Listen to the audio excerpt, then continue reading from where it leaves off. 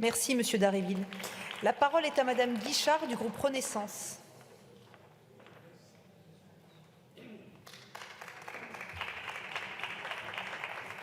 Merci Madame la Présidente.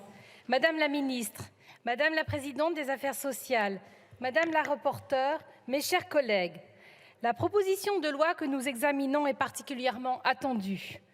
Elle est avant tout attendue des Françaises et des Français de tous les territoires, y compris ultramarins, qui aspirent légitimement à un accès à des soins qualitatifs, sûrs et abordables. Elle est également attendue et plébiscitée par tous les acteurs auditionnés ces dernières semaines. Associations de protection des victimes, fédération des centres de santé associatifs et mutualistes, les ordres et syndicats des chirurgiens dentistes, l'ARS, le CNAM. Dans son contexte, la suppression par la loi Bachelot de 2009 de l'agrément délivré aux centres de santé semblait être une bonne idée. Le chemin de l'enfer est malheureusement pavé de bonnes intentions et l'on constate aujourd'hui qu'il n'en est rien, car certains centres associatifs, initialement ciblés, ont abusé de cette mesure. Les conséquences sont ici connues de tous. Des charlatans, le terme même mafieux a été utilisé durant nos auditions, animés par le seul appât du gain, ont exploité cet assouplissement réglementaire. J'attire votre attention sur le fait qu'il ne s'agit pas ici de mélanger tous les centres de santé. J'en veux pour preuve les centres mutualistes, municipaux et associatifs créés après la guerre, qui remplissent parfaitement leur rôle social, reçoivent les enfants, facturent en secteur 1 et prennent en charge les patients munis de la carte CMU, bien souvent refusée par les libéraux. Les centres corrompus dont nous parlons se propagent dans les grandes agglomérations, investissent les centres-villes de quartiers huppés, bien dotés de praticiens, et évitent avec aplomb les zones attendues. L'opération marketing est très simple. Local attrayant, accueil accrocheur, rassurant, les patients sont conquis. Confiants, ils remettent leur carte de mutuelle. Les soins les plus rentables sont alors appliqués. Les enfants non rentables sont bien souvent exclus du dispositif. Pour preuve, certains centres ferment le mercredi.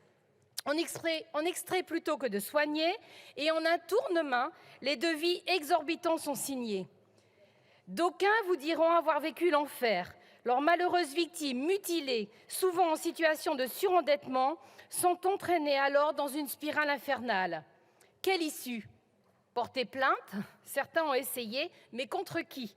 Pas de praticiens attitrés, donc pas de responsables.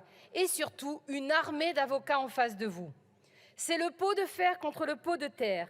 Les victimes désemparées sont épuisées psychologiquement et bien souvent ruinées.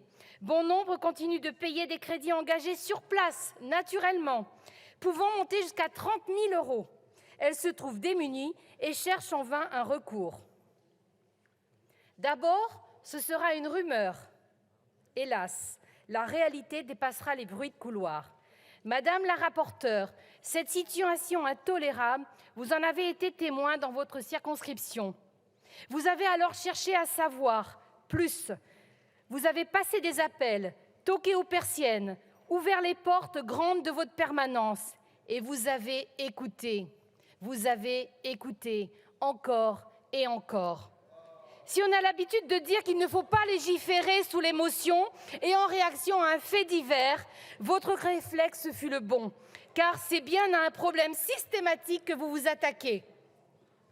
Preuve en est, si plus de 5 ans séparent les affaires Dentexia et Proxy Dentaire, ces scandales obéissent à la même logique, celle du profit réalisé aux dépens de la santé des patients.